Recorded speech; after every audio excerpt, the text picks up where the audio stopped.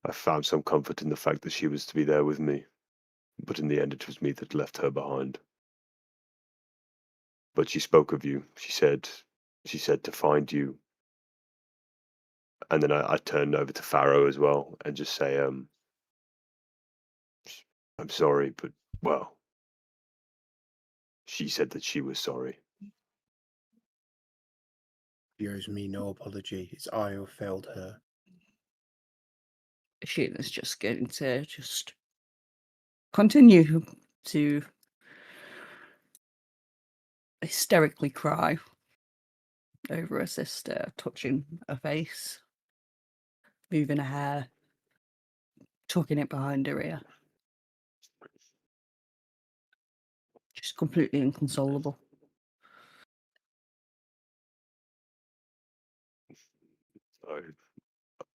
I wish there was more I could have done.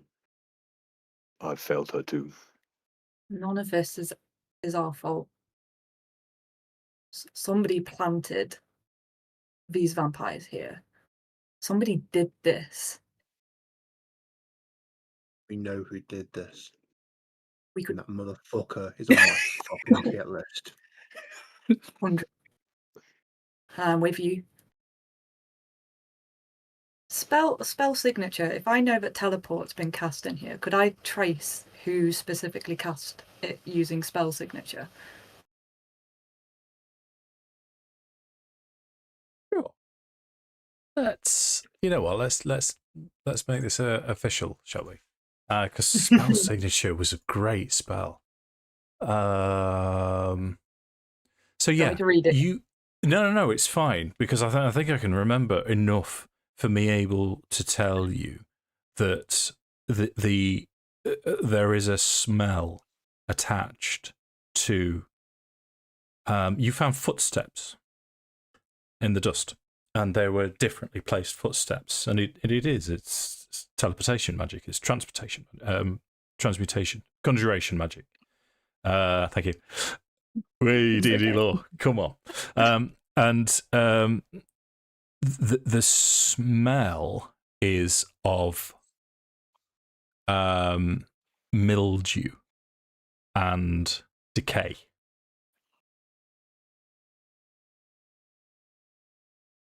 And you have that locked now in your memory.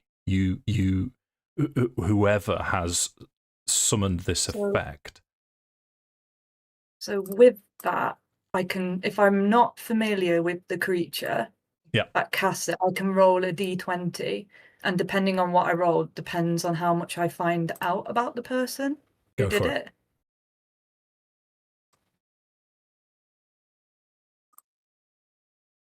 Oh, nice. So on a DC 10, I know the type of creature that created the magic and what class the creature is. Ooh. Okay. Which is a hard question, I'm sorry. No. Might want to message this to DM. No, it's fine because I'm sure Pippa would be forthcoming with the details anyway. Yeah. So undead and wizard. Mm. A wizard.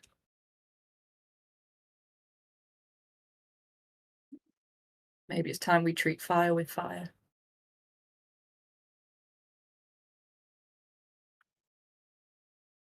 Once Ashina is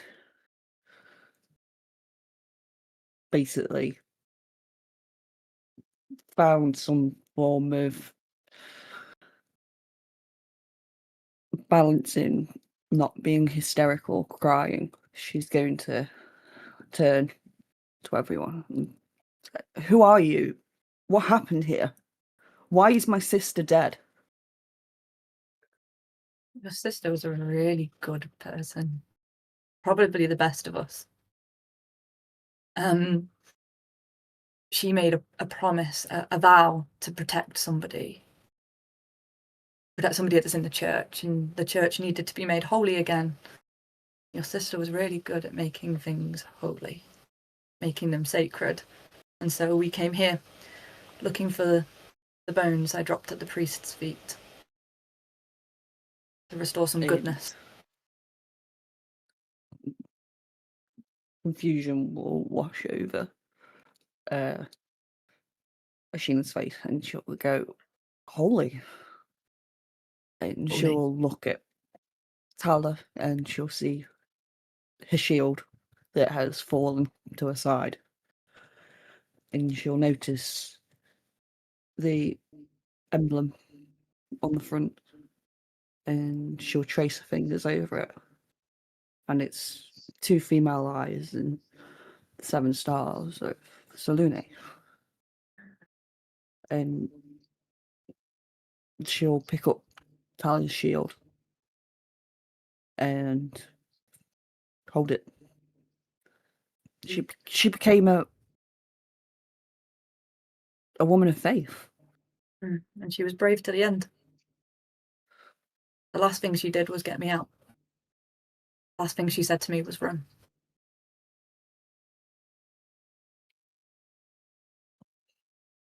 Strangely ironic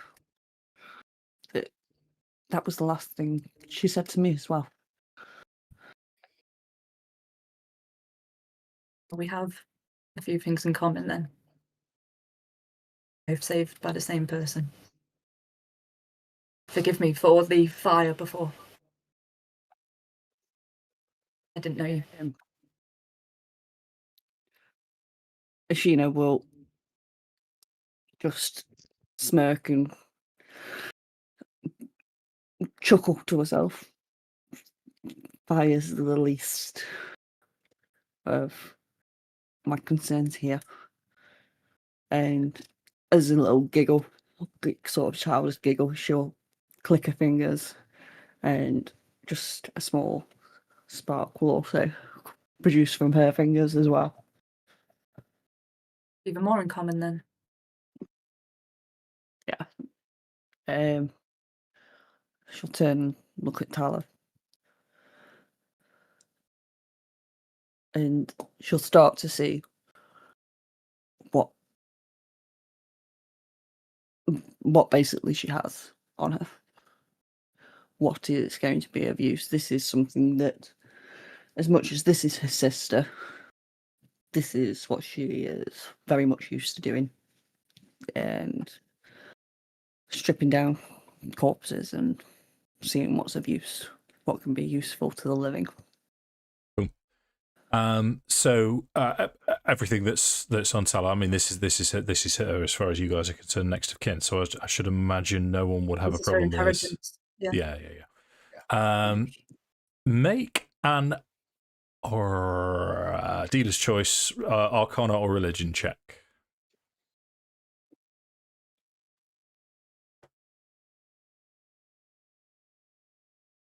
I'm going to give myself guidance. Okay. Guidance is back. It's when we Guidance were is back. rolling Ashina's character sheet. It's like, We you've got are the option of so back, guidance. baby. You have to take guidance. I have to take guidance. 17. 17 Okay. plus. So anything that Plus was on. Oh yeah, beg pardon. 21. So anything that was on Tala's character sheet, please feel free to pillage. But you also find her scroll case, and as you look through it, still with sort of tears in your eyes, you're aware of the fact that this is out of your sphere of influence, but you know that this is the answer.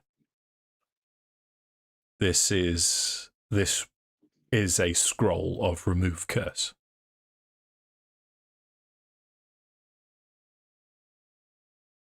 And as hold it and I realise what it is,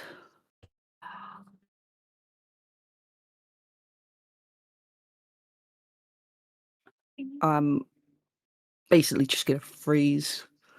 And at that point, I'm just not going to have a clue what to do. I'm going to be so conflicted in that next choice that I make.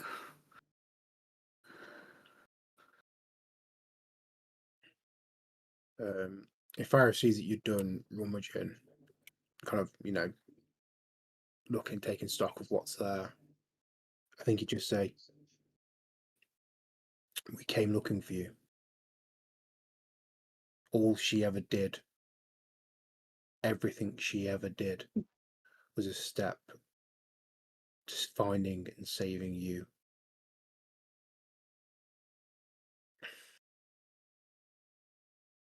How long have you been searching?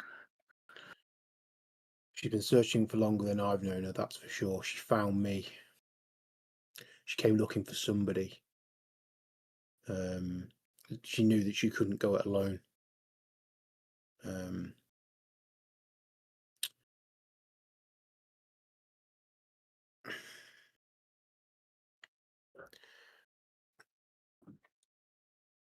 I mean, we've been on the road for months, but I suspect in some form or another she's been looking for you all since that night.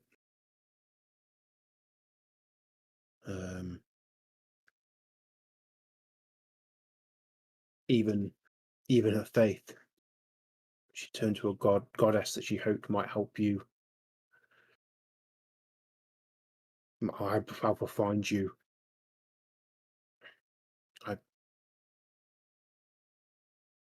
I'm sorry. And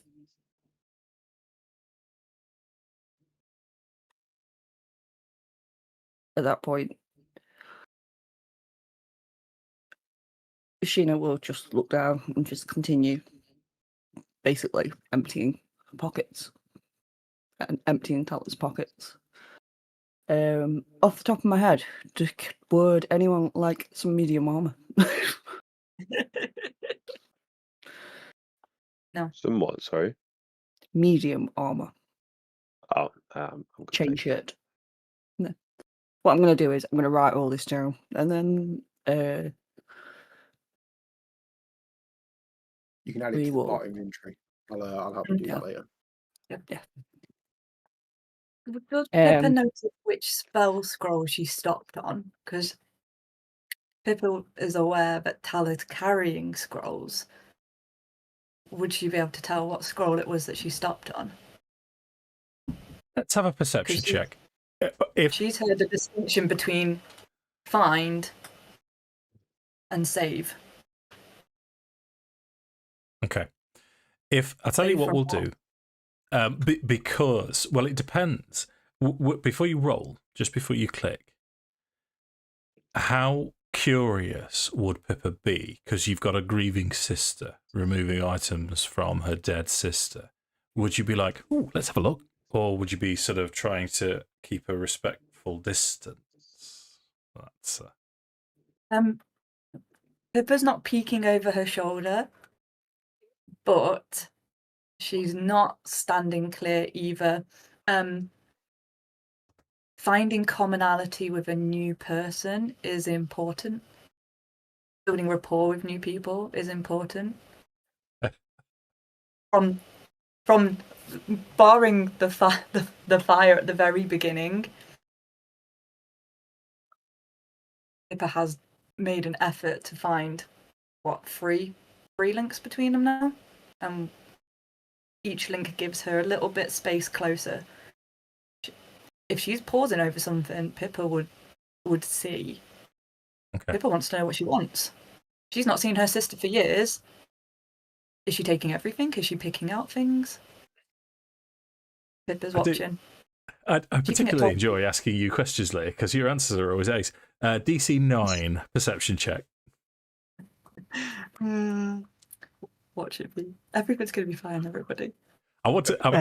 If it was a respectable distance, I was going to go for DC 13 to make it thematic as well. But yeah, so you can see the etchings of the scroll, and this is a remove curse scroll, and you can see that Ashina has taken stock of this, and she's had a moment, and it's clear on her face that she's conflicted as she looks through this scroll, and you know that she knows what it is.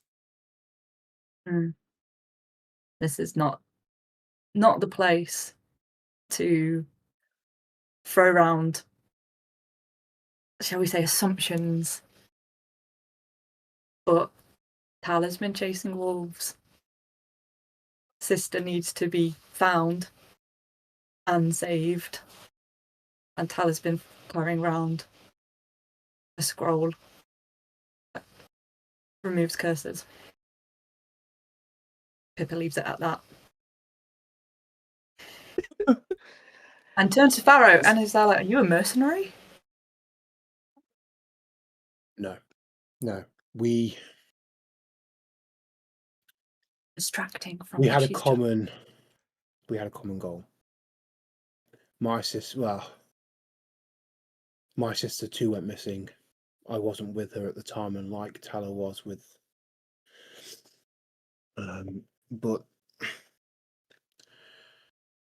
and it seemed that my sister was either abducted or killed by werewolves, so we had common ground when she found me.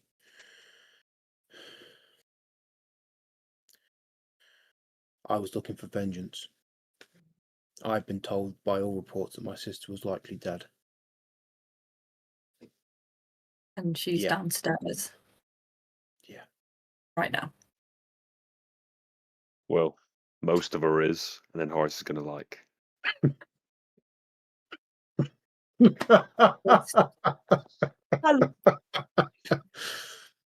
I love Horace. That's awesome. He's been stood silent like the whole time. He's just in the background like. It's funny. I always hoped that she would be alive, and now I find her alive.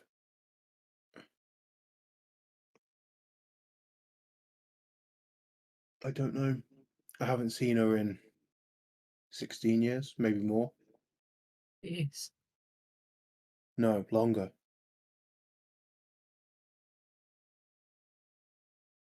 It's 26 years. It's a I don't lifetime. know this woman,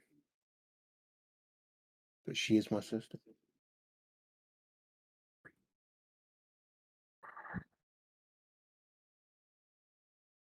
Ashina's not paying attention to really any of the conversation that's going on around her. And she'll turn and say, we need to move her. We need to either take her somewhere she cannot be taken by the devil, or we need to burn her. Are those the only options? The only ones I know of. What would Farrow know about the burial rites of First Elenite priests? That's a religion check then, Tom, please. Oh, my flat religion roll. I don't know any of you enough yet to share my guidance. Yeah, I don't know.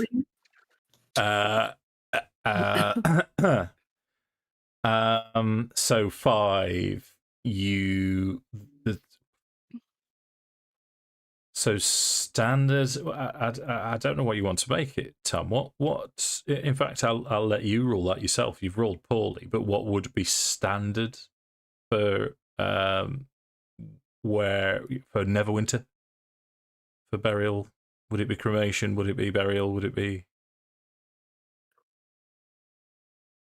I would suggest, with disregarding religion, it would probably be cremation. Because it's more, especially with the city, how big is the graveyard got to be for the dead? Okay. You know, there's a practicality, isn't there? So. Okay, so what I'll say to you is, with a 5, you're unsure of the specifics of Selenite dogma. Don't know if that's the right word to apply to that. Let's go with it. It sounds clever. I don't know. Until I started talking too much. Thank you, Leah. But you would be leaning towards cremation. Okay. But I don't know if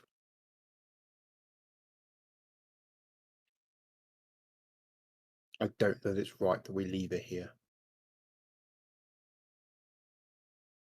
You knew her best, Farrow. Definitely not in this particular place. I would not Maybe leave her in Barovia. I don't know about religion. I've just read stuff in books, but churches are sanctuaries. We're leaving one person here at the church for safekeeping. Crypts are cold. From living here, if you do want to see somebody again, don't bury them in this land. Okay. Otherwise, the devil might come. Okay. Okay. We're making decisions. I think we're trying to make free decisions ahead of ourselves. Decision 1, where do we go right now? I think we take her to the church in the short term.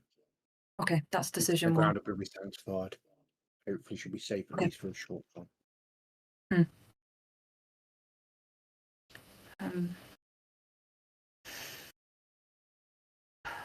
Okay.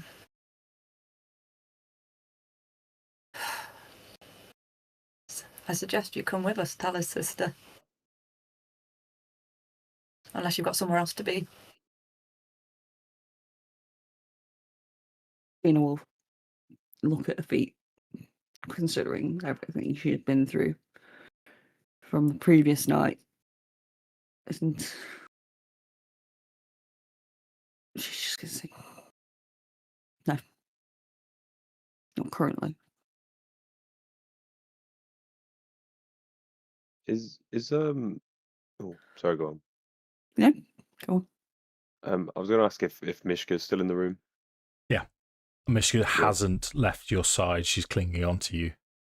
Yeah. I wouldn't be like saying anything or drawing any attention. It's just for Horace's note, but it kind of just if she's kind of like leaning in or like grabbing onto my arm or whatever, then he'd just kind of like just leave her be, like let her as is. But he'd definitely be noting. He'd be like, it's weird that she's still here, that she's still around and not like hidden away. You sure we can't convince you? It just seems a shame for us for you to come so close and then be skirted away from probably the one person, pointing at Farrow, the one person who can tell you any stories of your sister. At least one night. One night for some stories. I mean,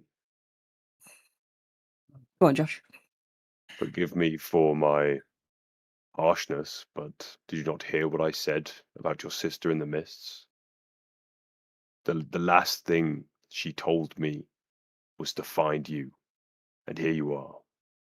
And now you think that that you'll just leave, you'll just take off and not honor your sister's memory, and at least spend a night with us? Gina will look at the floor and shuffle uncomfortably and she'll just nod. She won't say anything, she'll just nod.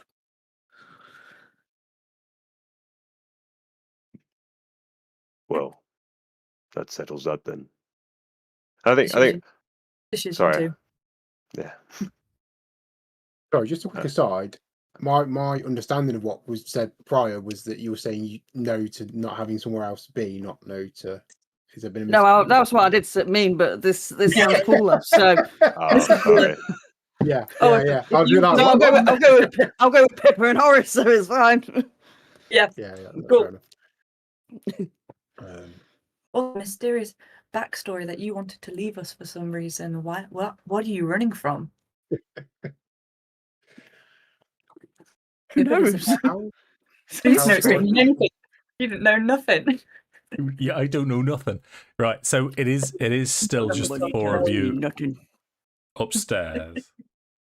I mean, the man mountain that is Horace is enough, or Farrow, or however you want to do it, to transport Tala the church. That's no problem.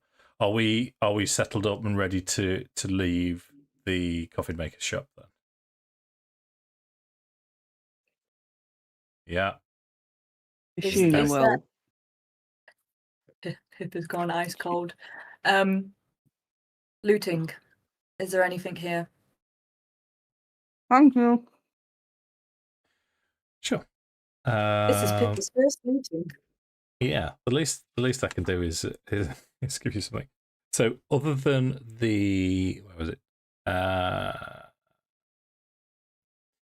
Yeah, other than the bones that you found, there was also a pouch that contains. It's not a great deal. Don't get excited.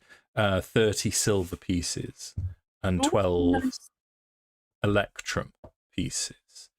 The electrum pieces seem strange to you. They have a profile image of a stately gentleman on, and you can see around the edge is a word, or 3 words printed, and actually 2 words, Von Zarovich, just underneath this image.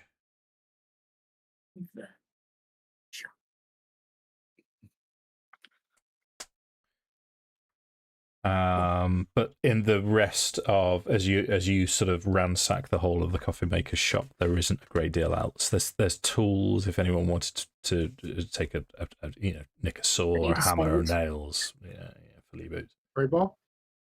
I'll have my crowbar back. Crowbar. You can have an extra crowbar if you wish. Wonderful. Thank you. And a 10-foot pole. Classic Yay. D&D. Come on. Whoop, whoop. But there's some iron spikes and a hammer as well, and all that kind of business. If anyone wants to make use, yeah. If take some nails. Leah takes nails. I will write that down. I'm gonna make a flipping cannon. Shrapnel, baby. That's level in Artificer coming up. Okay, so should we leave the coffee maker's shop then? Mm-hmm. Yeah. Just before, Barrow would look at Pippa and just say, "We may need to. I don't know that we'll be able to leave here without talking to Willow. Something tells me she very much, the way she orders those soldiers around, the way she speaks to them, she expects to get what she wants." We've got the dinner with the devil tomorrow. We need to leave tomorrow morning. We need to leave tomorrow. To make it in time. Okay. Well, I still feel hazy, but when we first came into this town, wasn't there a man speaking of, was it not the Baron? There's a party tonight.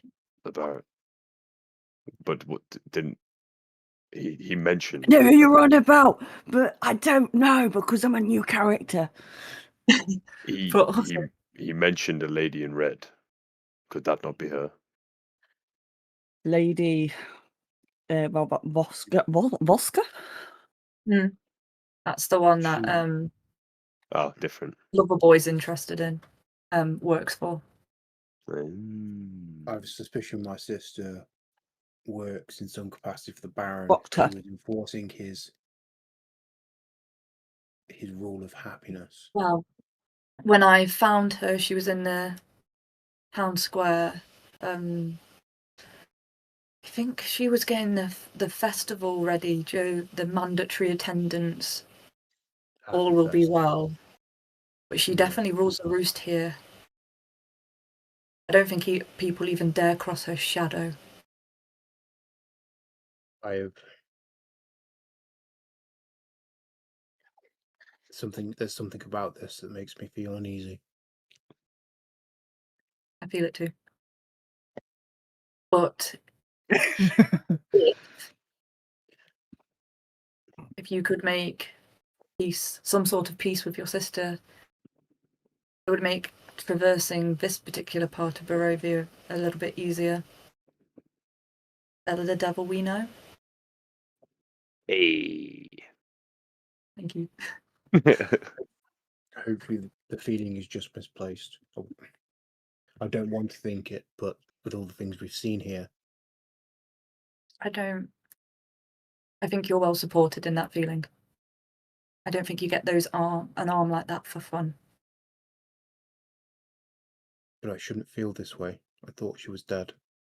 I should be happy.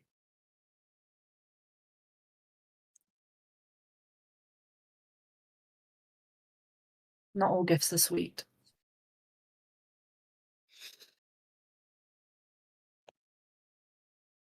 Come on. Latala, there's some sort of peace. And then we need to wash, and then a conversation with your sister. Because sisters seem to be on the cards today. I don't see any of mine. How is Almost Horace as looking? if the Sorry. Dungeon Master's a really lazy storyteller. You know what? Horace. Yeah, how is Horace looking? It looks real bad. So I He's will not. cure wounds. You got healed, didn't you, a little bit? I got. You Yeah, did. I did get the healing word. To be fair, so I'm better than I was, but still pretty rough. Mm. But I'll also heal his kit and sell poultices and to heal some of your wounds too. That's 12, mate. Thank you, my friend.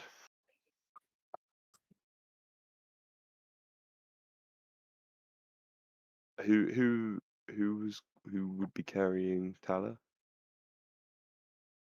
I think unless Not going to be me. Yeah, unless Ashina would step in, I think Farrow will pick her up. Okay. And as we're leaving, is the Mr. Coffin Maker man? Is he still out there? Is his body still out there? No. It was ripped. Pippa would tell you that it was ripped to shreds. Ashina would tell you as well that it was ripped to shreds, but there's no sign of it. Make a perception check for me, Josh. Yes, sir. 15. 15. So you can see it's a coffin maker's shop. There are coffins here. You can see a line of blood going towards a particular area where coffins are stored, and then it looks like something, a coffin-shaped object has been removed relatively recently, and you've heard downstairs, people moving things around, and you suspect that Heinrich's body, or what was left of it, was placed in a coffin and has been removed from the scene. But as you come downstairs, you can hear outside. There's two guards next to the front door, and they're talking to townsfolk. And the gist of what they're saying is an altercation has happened. Heinrich, by reports, went crazy and attacked people who were walking into, who were just going by looking for business, and they defended themselves, and Heinrich's dead. All will be well. Nothing to worry about.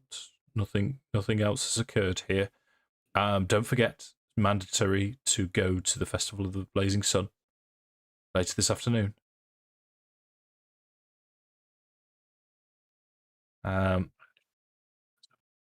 So you want to head towards St. Andrew's Church with Talon? Forgive me for stating the obvious. There are coffins available. How are we going to Yeah, I'm getting a yes from Tom. So everything. Well, I think maybe Farrell will speak up and say everything we've seen is they don't. They seem to be trying to hide the horrors of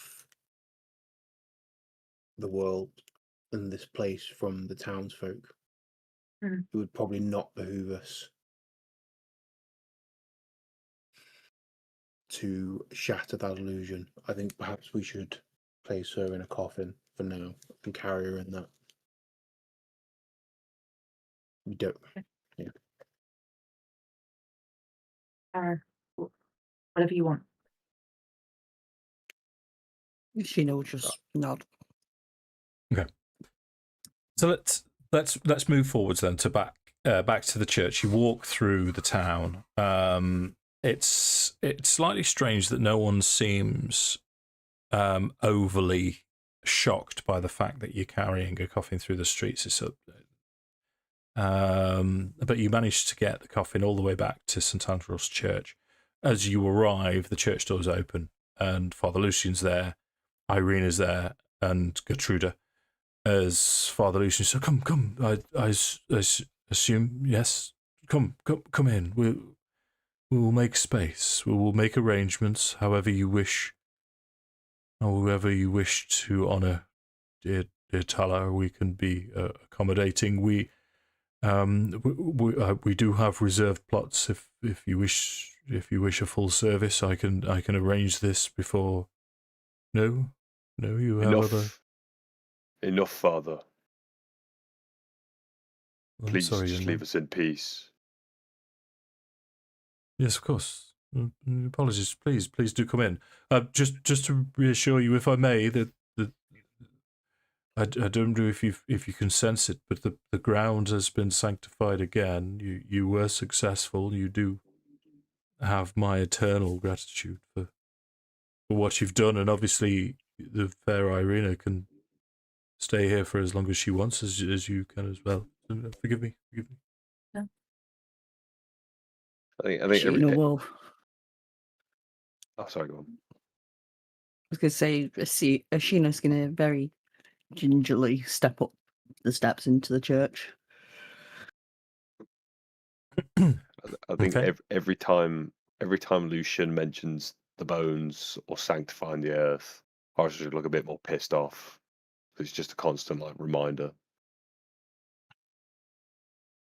So I think it's kind of just he'd hold his tongue. He wouldn't kind of go off at the father anymore, but he'd just kind of nod, but then kind of turn and just stare at him as he keeps talking.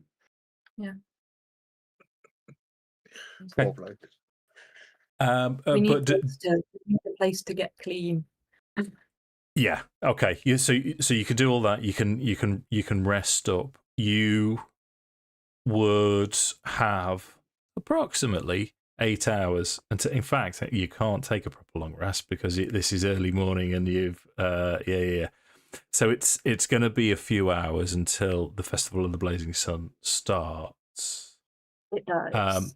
But you haven't seen Willow. She's obviously sort of true to her word, so she's had to go about her business. So I mean, we've still got plenty of time left. It's only 10:10. Where's the boy? Yes, the one that stole the bones in the first place. He's still about. The boy, the graveyard boy who buried. Milivoj, he's not there.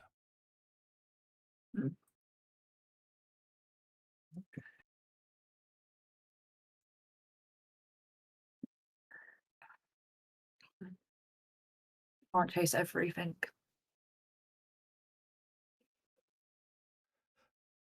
Pippa manhunt. Pippa the bounty hunter. Pippa is going to become like this. You're like a cat where you're like, oh, it's so cute and little, and then it comes for you, and you're like, holy crap! Pippa's turning into a go cat up and everything. So Ashina's going to basically start to wash Tala down, and she'll basically ask for a sheet of some description, and she'll turn to the rest and say, "Stay if you want, help if you want, but from how I've lived, we use everything that we can, including that's on the dead. If there is anything that you want for yourselves or you want to sell, please take. But Ashina's claimed Tyler's shield that had the holy symbol of a saloon on it, and she's also claimed her hood, that like a shawl hood thing.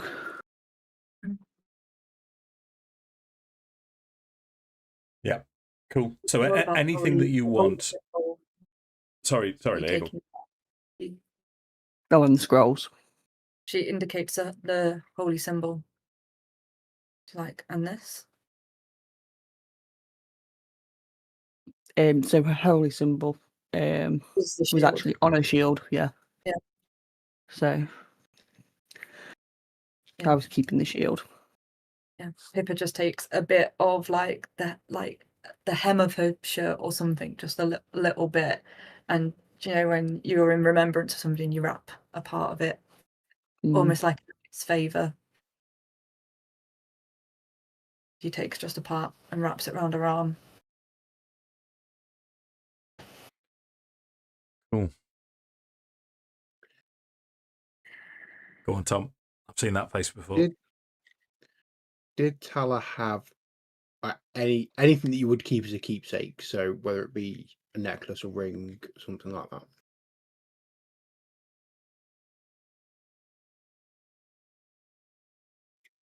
I had a tinderbox. I had a robe. You can have something. You can have a signet ring or something like that. Oh, cute. Yeah, that Ashina will take off a band, which I would assume there are, for example, nuns.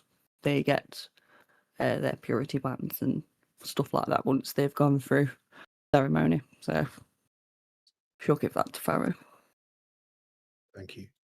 And he will pull out another small package from inside a pocket somewhere, and he'll slip it in. It's like a folded cloth, and he'll kind of slip that in, kind of almost secretively, and put that back into his pocket.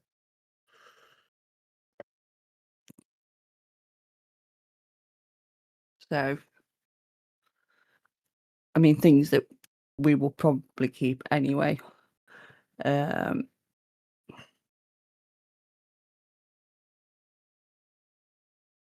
So there was a vial of holy water, a potion of healing.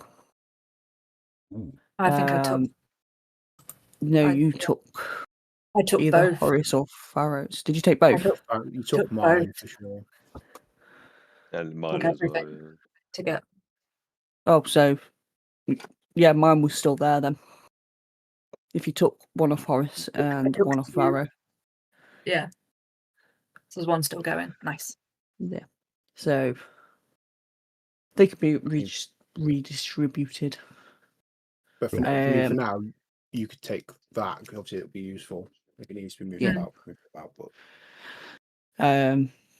But yeah, obviously, armor is medium armor. There's the warhammer, which obviously if nobody wants, we can sell or keep in case somebody wants them. Warhammer's martial, versatile. Yeah, it's no good to me, that isn't.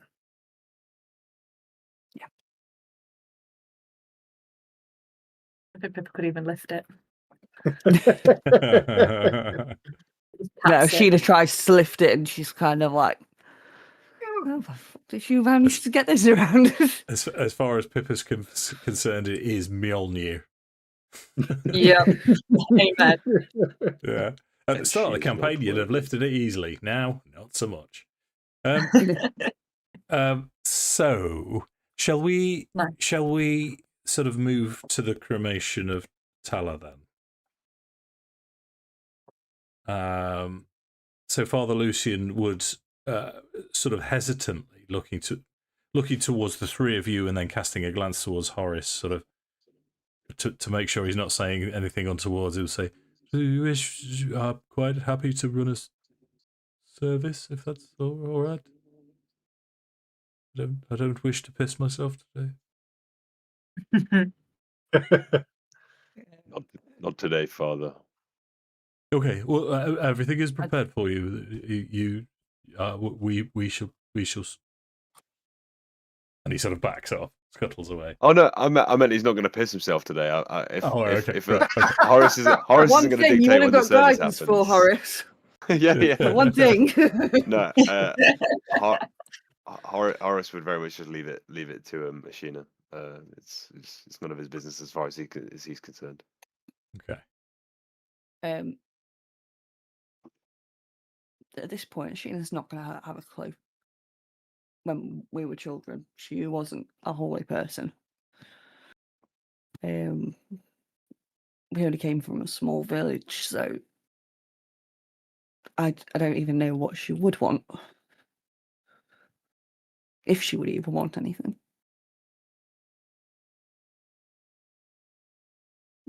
So, and she'll probably look at you three to see what your opinions would be.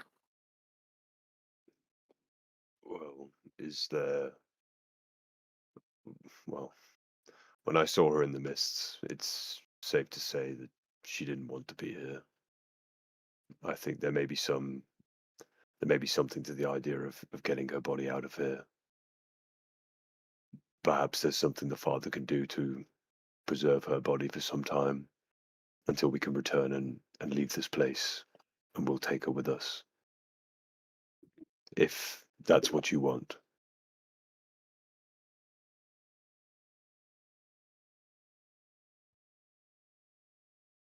My only concern is the devil has been known to bring back people, and I've heard many a story. He will bring back people that you believe have long gone, and it turns out they were barely cold in the ground. And he will use them for his games. So only if we can ensure that I'm not going to see Tala walking around anytime soon. And she'll just start crying again. Surely on holy ground. We leave her here.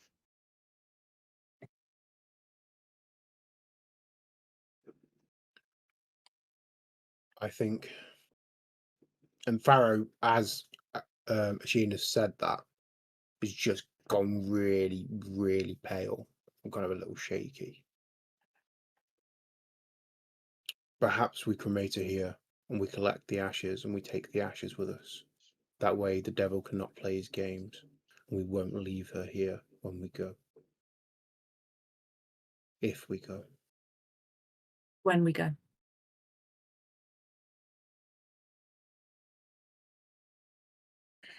I have no intention of dying in Barovia. So just turn, look at Pippa and just say, once was enough. And then nod. It's not your fate, Horace.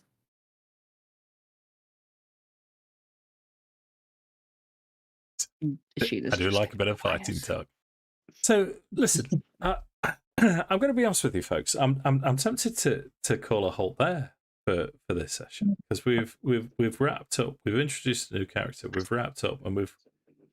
I mean, it's quite nice. We've now decided to. I'll tell you what I'll do. Father Lucian, who isn't trying to pry, will introduce Sheena to Irina. They'll be, how are you? I'm sorry for your loss. She was protecting me. She was a wonderful person. So sorry to press escape on the FMV, but how dare you, David? How dare I? So a brief introduction to Gertruda. But in conversation, Father Lucian will be able to tell you that he would have access to the ability to cast Gentle Repose after a while. So it's basically a preservation spell. It's a second level necromancy spell. So don't be put off by necromancy. But it basically it preserves a corpse, so that. You touch a corpse or other remains for the duration. The target is protected from decay and can't become undead. So it lasts for 10 days, which he can continually cast. He'll make it his duty to cast this and preserve Tala's corpse while she is in his care, which also means that if she's not going to decay, she can stay in the coffin. It's not going to create anything offensive. Trying to be diplomatic here. And you can possibly consider what to do in future with Tala's body, should you wish. Yeah, happy with this. Just an admin thing. Yeah. So, how much gold do we have? Could we spare 100 gold? So, we're not cash rich as such. We're spiritually rich. So, what we do have is a couple of. So we've got 31 gold pieces in a human skin coin pouch. We've just gained 12 electrum and 30 silver pieces. We've then got 3 black books at worth 75 gold each. We've got a platinum necklace. No, put my teeth in. That's worth 750, and we've got a ruby worth 50. So we've got assets, but we don't have cash. Okay. Shopping. Yeah. Pippa needs 100 gold. Yeah. Dave, we need a shopping episode. Shopping episode. Well, you know what? Because if any, as long as you haven't got to go, no. We'll call it quits there. No. Yeah. I was gonna say we can always discuss, to be fair, what we want to do and whatnot behind the scenes. For next session, obviously it's entirely up to you, but it will be the Festival of the Blazing Sun would be imminent as we start the next session. So mandatory. Go on, Tom. Are the shops open during the festival? Because we could almost do the shopping during the festival if they're open. Yeah, certainly if we know what we want. Yeah. So as you've asked around, the some of the congregation has been in and discussed with Irina, and the format of the festival is the Baron has it in his mind to set. You've seen these torches being erected all around Vallaki. He's decided he's got this big ball of dry tinder kindling that he's going to present, light it. Then the festival begins. The Barovian, the Vallaki equivalent of singing and dancing, but then the rest of the day is yours to do as you wish. So there'll be plenty of time to, or potentially, depending on what happens, time to go to Arisek's Arisek's stockyard. Yeah. After that. Cool. Yeah. Okay. Tune in for fireside chats, shopping. Yeah. Everyone and all being well. I really enjoyed that. It's I've got a bit of a cold and a sore throat, so I had to talk less in this session than I've ever talked in any Dungeons and Dragons session. So it's well done, team. That was great. Yeah. Good. We've had quite a few people watching as well, and also I'd like to point out Reading Aid, who's commented before. You know, I said someone was watching from Virginia. You're watching live yeah. from Virginia. Hey. How cool is that? Thanks for watching. Hello, dude. hello. That's very kind. And other people have commented as well. But, Oh, cool. which is, Nice. yeah, I know. It's super nice. It's, Except for That is brother Like Tom. and subscribe. yeah. Well, That is wild. so, pick it up next time with the Festival of Blazing Sun. Hell yeah. I hope, if you have watched, I hope you enjoyed the box episode. The box. The box. Oh, God. What's in the box? I'm in a glass case of emotion. All will be well.